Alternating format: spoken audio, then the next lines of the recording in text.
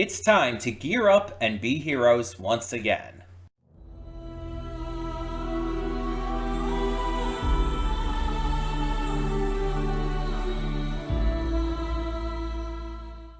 Hey everyone, welcome to Princess of Gay. I'm your host Connie, and today we are here with OKKO Let's Be Heroes Season 3, Episode 1 and 2. Episodes 1 and 2. So yeah, it's been a couple years, I believe, since we finished Season 2. I believe it was like 2022.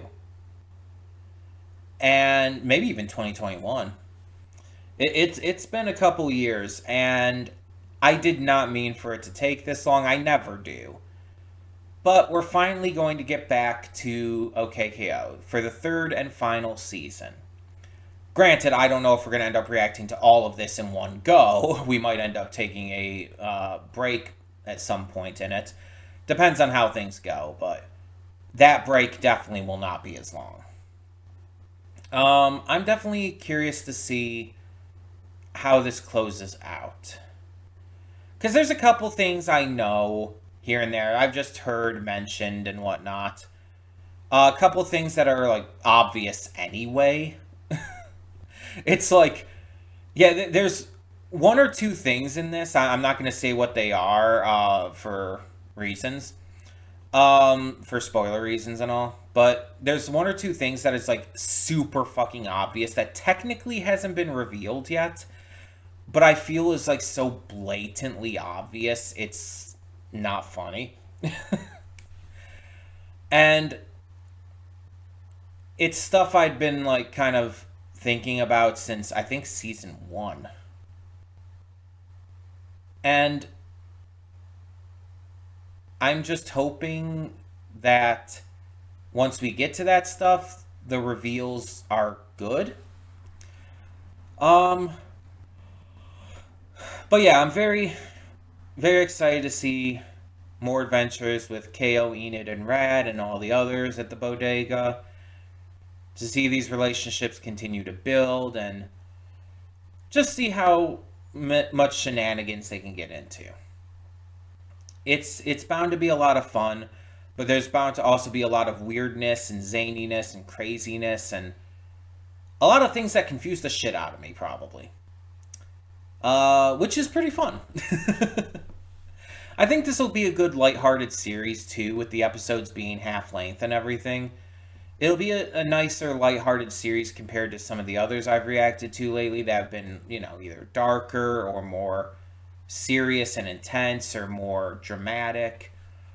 I think sometimes you need a good, light series to just kind of just cleanse your palate in a way.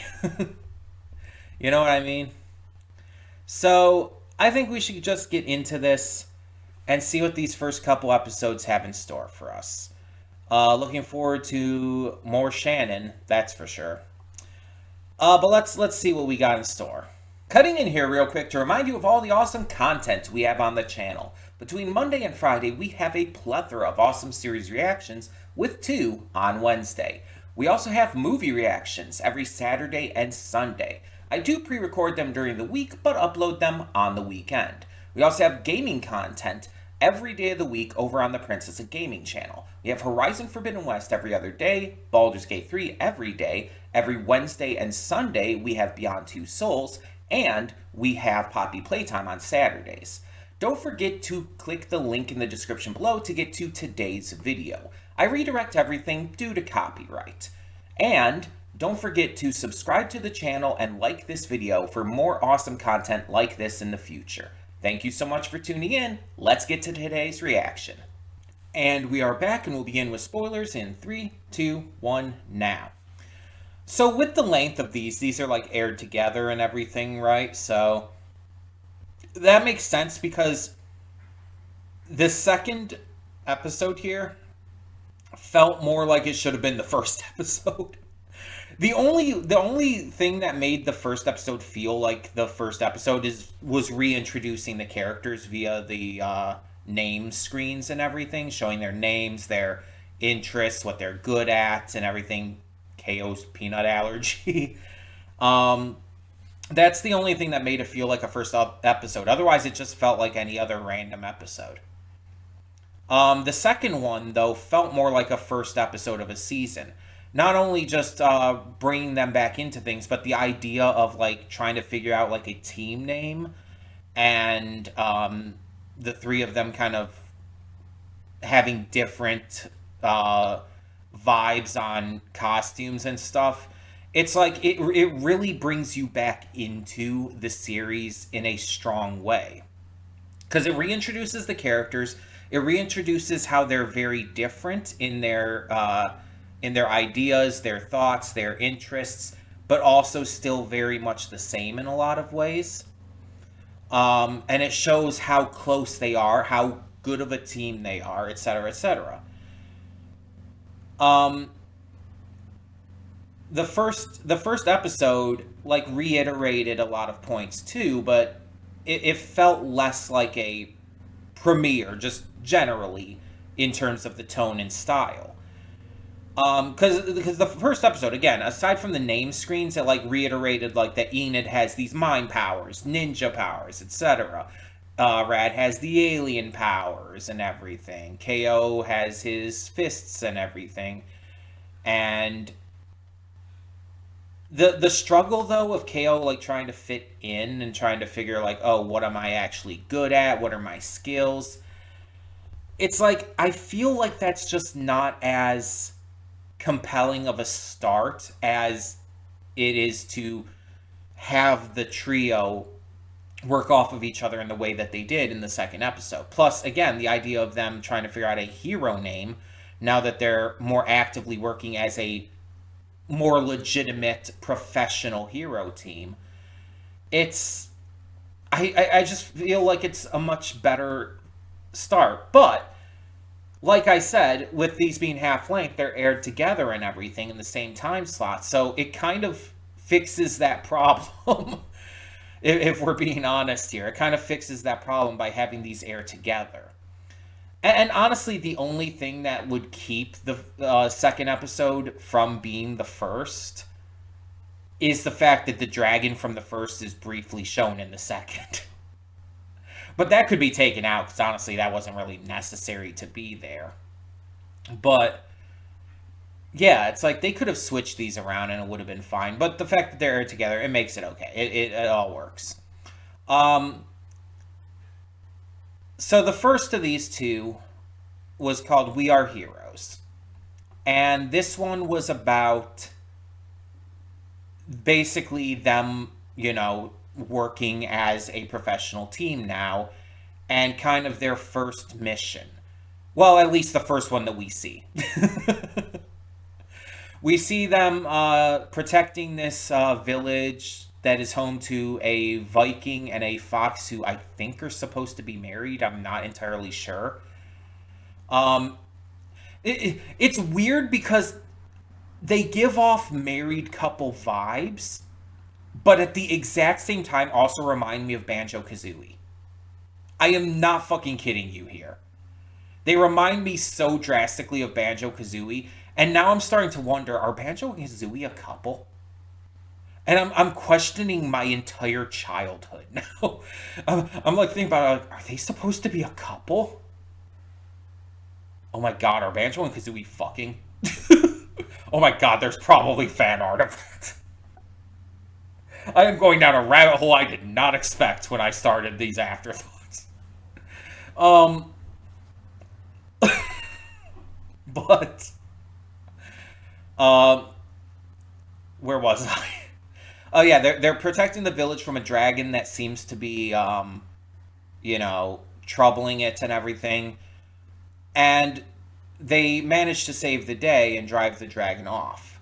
But after, patting themselves on the back and everything, KO starts to wonder if, like, the punch is all he's really good at. Even though he's using TKO's power and everything now, they've still got that development going. He's not quite feeling like he fits in still compared to the others. He doesn't feel like he has enough skills. And so when they have to go back there to take care of the dragon again, KO ends up kind of accidentally stumbling upon an answer to multiple problems. He accidentally stumbles upon finding out that the dragon is interested in the glorbs. And we find out because the dragon likes to eat glorbs. We don't know why at first, but that comes into play.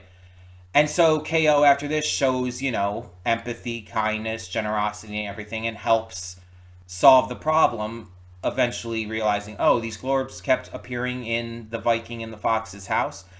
Well, there might be some issue with that. Rad, just move the house 2 feet to the left.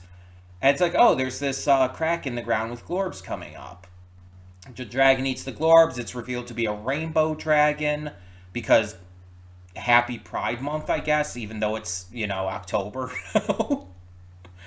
I don't know when this actually first came out, so it might have been June. But the dragon ends up proving to be nice. The Viking and the Fox apologize, and they become kind of friends, and everything's all good. It's a very simplistic message, but most of OKKO is.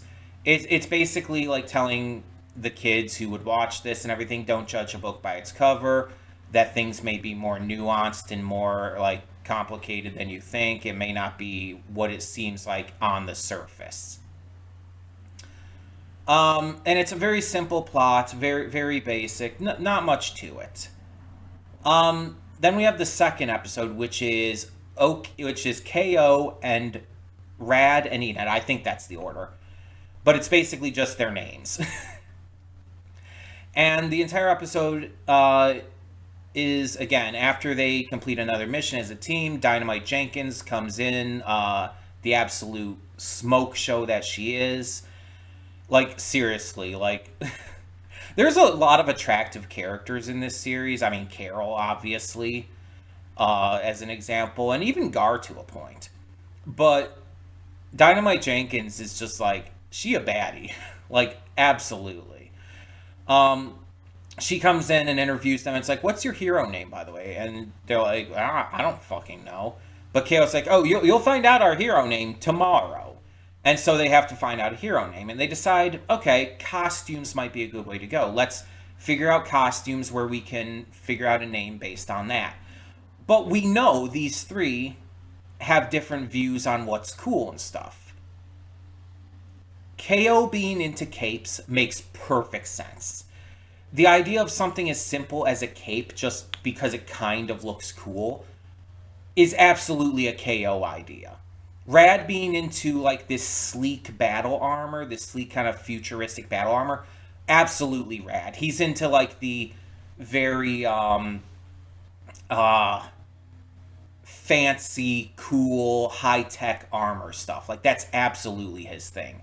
While Enid being into barbarian gear makes sense for her with kind of the style of things she's been shown to be into in the past as well. It's like I don't know how to explain it like super well, but all of their outfits work so exceptionally for what we've seen they're into. And it doesn't even need to say that because if you've been watching the show up to this point, you just get that.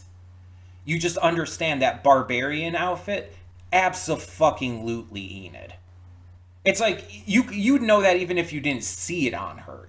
If you just saw the outfit alone, you would say that's an outfit for Enid.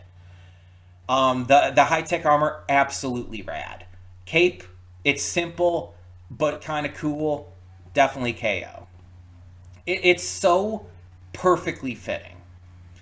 But because they're so mismatching, it distracts them enough and causes them problems to where Raymond, who has come in, is able to take them out due to the distraction, due to, him just mocking them.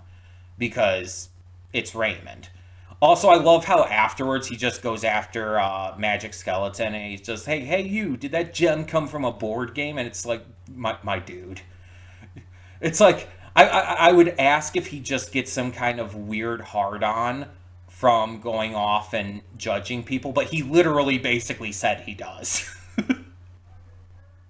He basically literally said that. And you know what? Yeah, that's Raymond, all right. That's Raymond. He definitely is like that. Um, no Shannon, unfortunately, just Raymond in this one. But we know we'll get Shannon and Daryl and Jethro and the others as well. Just have to wait for that.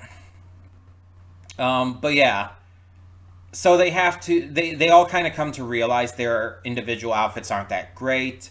KO keeps tripping over his cape and getting wrapped up in it because it's a problem because capes can be typically if they're not, I guess, well designed enough and everything.